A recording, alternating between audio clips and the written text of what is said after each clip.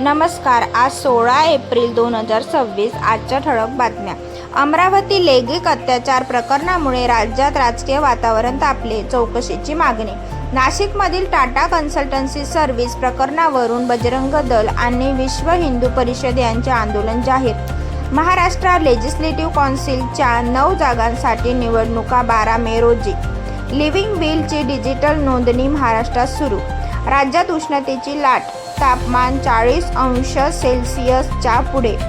शिक्षकांचे राज्यव्यापी आंदोलन सुरू. द्रौपदी मुर्मू यांची वर्धा येथे बापू कुटीला भेट. पार्लिमेंट ऑफ इंडियाचे विशेष अधिवेशन सुरू. महत्त्वाची विधेयके सादर. नरेंद्र मोदी यांचा लोकसभेत महिलांच्या सक्षमीकरणावर भर. इंटरनॅशनल मॉनिटरी फंडनुसार भारत सर्वात वेगाने वाढणारी अर्थव्यवस्था.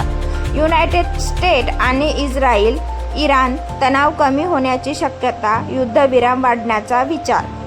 रशिया युक्रेन वारमध्ये मोठे हल्ले, जीवितहानी झाली. चायनाची अर्थव्यवस्था अपेक्षेपेक्षा मजबूत. धन्यवाद.